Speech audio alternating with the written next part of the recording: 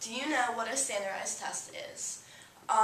Most of us will have to take at least one standardized test throughout our whole entire life. A good example of a standardized test would be the SATs. I know I took one. I'm sure some of you have not if you already knew you were going to go to Bucks or whatever. Today you are going to learn about a standardized test that most of us do not know about unless you are an education major. I've done a lot of research on the praxis test. The praxis test is the deciding factor on whether or not someone can become a teacher. Today I'm going to tell you about the praxis test, how to become a certified teacher, and how to prepare yourself for the praxis. The praxis test is also known as the praxis series. That is trademarked. It measures candidates' knowledge and skills in becoming a teacher. That is quoted from ets.org. The praxis has two parts to it, praxis 1 and praxis 2. The first praxis measures basic skills in reading, writing, and math.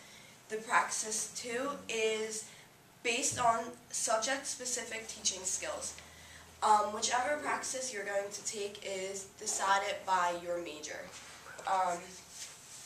For example, if you were going to school to be special ed, you would take a different praxis test rather than someone who was majoring in elementary education. Unless you are doing a dual major, then some of the praxis tests will be the same. A dual major is when you do basically just two majors. I'm sure you all knew that. The ETS develops the praxis series. The ETS stands for Education Testing Services. They also developed the SATs, which is why I use it as an example. The ETS's praxis series is only one requirement of becoming a certified teacher. There are many of them. The requirements to becoming a certified teacher are crucial.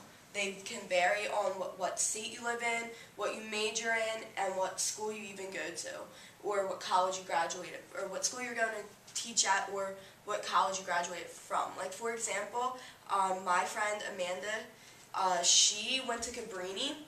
She did not pass all of her praxis tests before she did student teaching. So since she did not, she had to do 3 more weeks of student teaching once she did pass her praxis test. And my other friend Christine from work, she went to Temple and she didn't pass all her praxis tests, did her student teaching, finally passed it, and now she's a certified teacher.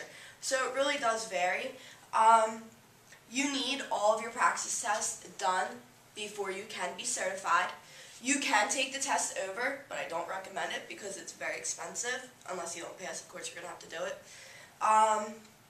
And other requirements of becoming a certified teacher would be to receive your bachelor's. Student teaching. Student teaching is 1 semester of basically just being a teacher. You will go into a classroom.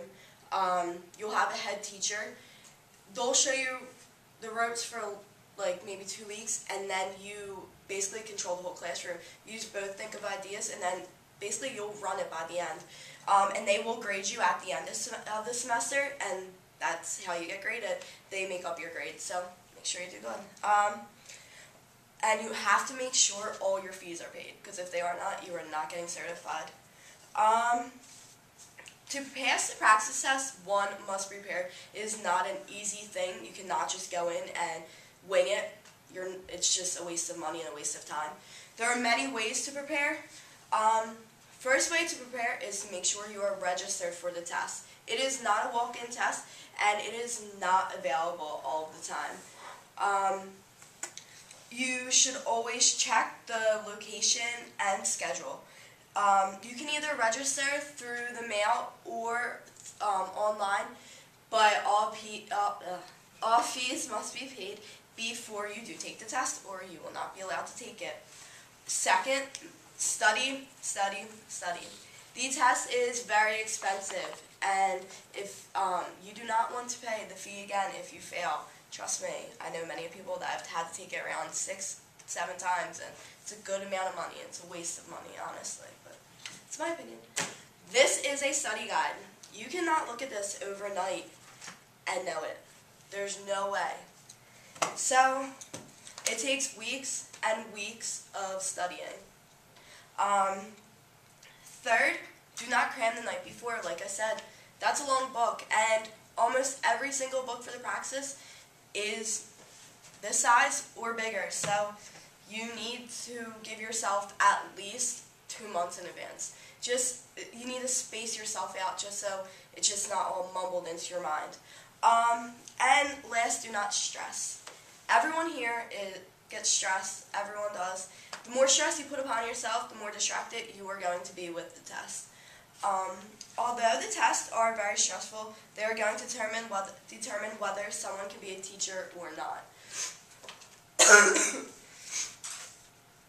The praxis is one factor to being a teacher. In conclusion, the praxis test has a lot to it. It can determine one's future. It is a huge requirement of someone's dream to becoming a teacher. The test may be hard, but there are many ways to prepare yourself for it. As Dr. Randy Pausch once said, brick walls are there to stop people who don't want it badly enough. I believe the praxis is just a brick wall in most people's dreams of becoming a teacher. Thank you for listening.